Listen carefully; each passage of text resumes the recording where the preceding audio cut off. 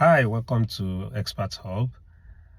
Today, I want to discuss a very important topic with us, and I know we've posted a lot about going to study in Germany on this channel, so I just think this is something we need to address because if we are encouraging you to go study in Germany, we also need to let you know what the experience can look like for some people. So when you're making your decision, you are making it from a position of being informed, not just getting one side of the story and not knowing what some people actually pass through in Germany. So this story I'm going to share with you, the tips I'm going to share with you are all from a family friend that has been in Germany since 2017. So he called me, I think last week, told me a lot of things about his experience and how he's finding it difficult to survive in Germany and actually considering going back to Nigeria, which is kind of heartbreaking. So, but I think I need to share it on this channel. So you might see me looking to the side once in a while. That's because I listed everything he complained about and I didn't want to forget anything. So I'll be looking at this point and discussing them with you. So if you look at my background, you'll see that there's a kind of forest at my back, so I'm stuck in a parking lot right now. Not kind of stuck, I'm just waiting for someone to come out and then we drive off from here. So I just think I have the time to address this topic now. Also, I've been under the weather for the past 1 or 2 weeks, so I'm very fine now. So that's one of the reasons I've not posted on this channel in a while. So but now I have the time sitting here, so let's discuss this topic.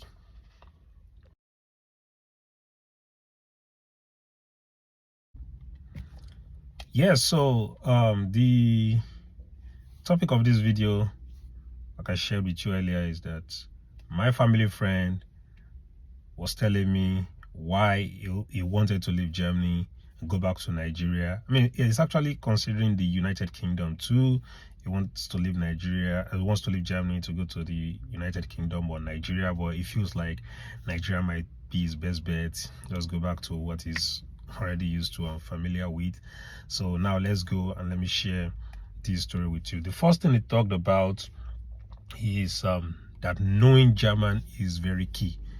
Yeah, they sell you this idea that you can come to study in Germany, the courses will be taught in English language, and that you don't have to worry about German. That's the idea a lot of people, and we're also guilty of that. We've told you about that on this channel. But he said the reality is that you need to know German if you want to stay in Germany long term, or if you want to integrate really well into the German community. Otherwise, you just feel like a stranger. You definitely realize that you are in no man's land. So when he was explaining that to me, he gave me examples of talking to people at grocery stores, for example, talking to people on the buses, that even though some of these people understand English, they will just not speak it to you. They want to see you try and struggle in German before they actually save you the embarrassment and say, oh, okay, yeah, I speak English, what do you want? But if you just walk up to them and start speaking in German, then start speaking in English, they'll just look at you like, why do you think I want to speak English in my country? And which I really understand. I told him, I was like, you should know that anyone in their country would rather speak their language. I wouldn't like someone coming from Brazil coming to Nigeria and start speaking Portuguese to me. Why should you assume that I speak Portuguese? I'm in Nigeria, that kind of thing.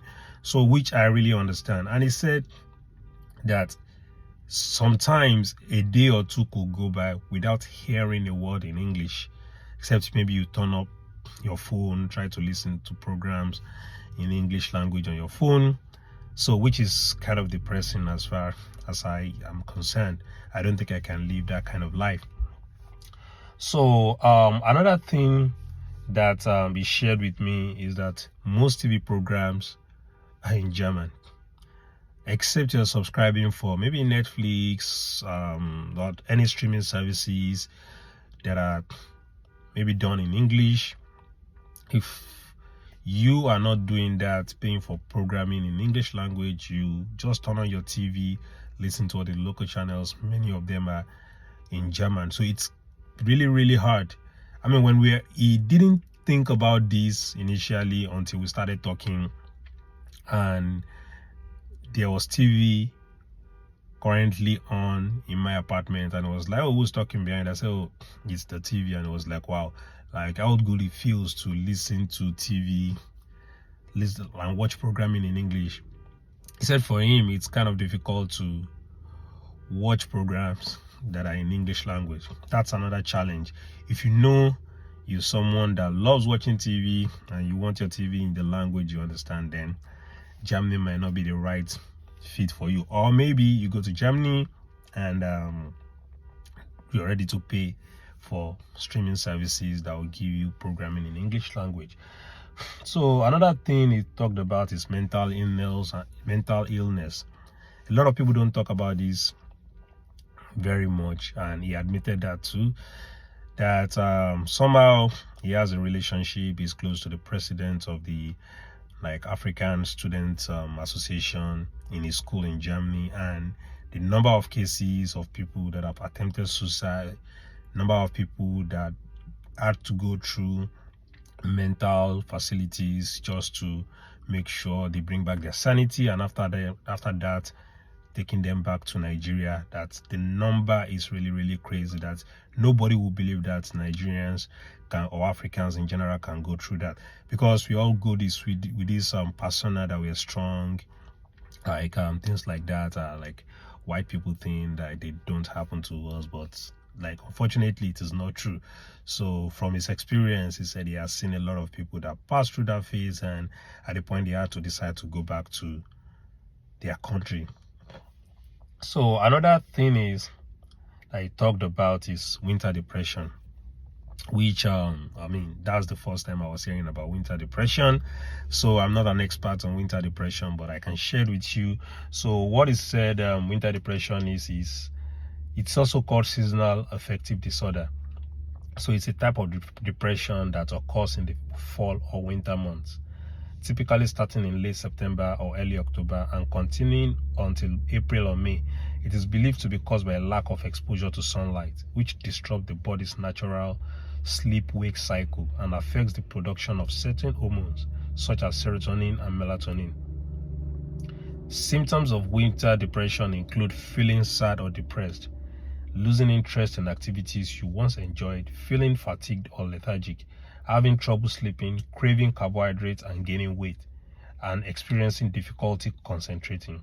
Treatment for winter depression may include light therapy, psychotherapy, medication, or a combination of these approaches. Well, it's kind of a lot packed in there, so this is the first time I'm hearing about it, so I just thought I should share with you. I don't have any other information I can give you about it. So another thing is, I mean, obviously the food factor. I am in the United States, so I don't really have that problem. There are a lot of African stores here that I go to buy any African food ingredient that I want. In fact, there are restaurants that sell prepared African meals here, so I don't have that issue. But apparently it's an issue in Germany, having access to African stores. I mean, sometimes you even have African stores and they are not from your region, say East African store, for example. The foods are definitely going to be different from someone from Ghana or from Nigeria, what you're already used to, you know. So the food, it's really a problem. So if you enjoy your African food a lot and you can't really part with them, so maybe Germany might not be the right place for you. So another thing is that you have to unlearn a lot of things. You have to unlearn a lot of things and learn new things. So there in Germany, said people are straightforward. They don't care about your feelings. They will let you know when you mess up, and they don't speak indirectly. They're very direct, and sometimes you feel they come out rude or they come out condescending, but that's not the fact. And when you get to these kind of places, especially if you're married, you want to understand that the dynamics of relationships and marriages are totally different. So you want to be very careful even in your marriage. You want to be careful how you, how you handle your relationship with your spouse. The one thing you also have to realize is it's not a society where you can just say, oh, the man will be working, the woman stay at home. It hardly works based on the experiences he shared with me. So you want to make sure the two of you are contributing to the upkeep of the family. That's the best way to be very successful and be comfortable in that country. Otherwise, one person trying to take care of a household of two people can be extremely difficult. So you need to understand that when you're going to Germany with your spouse. So another factor is that this is very obvious. There are things you cannot avoid. In Nigeria, if you are broke, you can say, oh, I don't want to pay rent this year.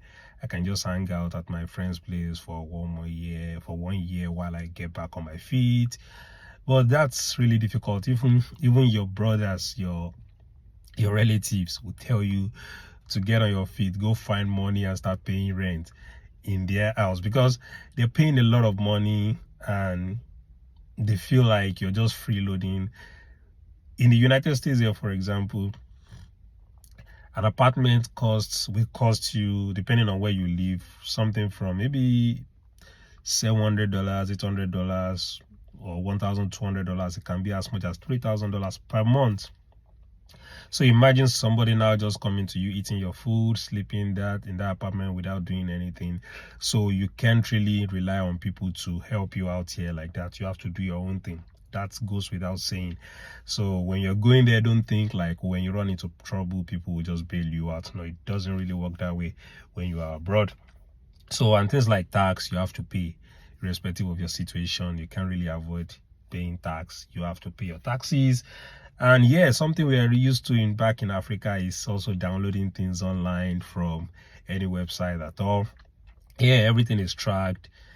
Like, that's what he told me. In Germany, everything is tracked. In fact, he shared a personal experience where he got a note from the court. He was fined 1,200 euros for downloading one software online from one of these file sharing websites. It is illegal and nobody should do that. So if you are fond of downloading movies, downloading music from all this illegal downloading website, then you have to stop that. That's one thing you need to know before you go. Otherwise, you're going to put yourself in a lot of trouble, because if you don't pay the fine, the next thing will be maybe charged to court. So you have to be aware of these kind of things before you go to Germany. So I think the final thing he shared with me, that there's a lot of paperwork in Germany and it's frustrating. While a lot of countries are going online, going digital and getting transactions done online, that in Germany there's still a lot of paper involved, and sometimes they send these papers to you. They send court someone to you, and they're in German. You don't even understand what it is, and you just feel like, okay, I can ignore this, but then just see police show up at your house that you're ignoring court summons and things like that.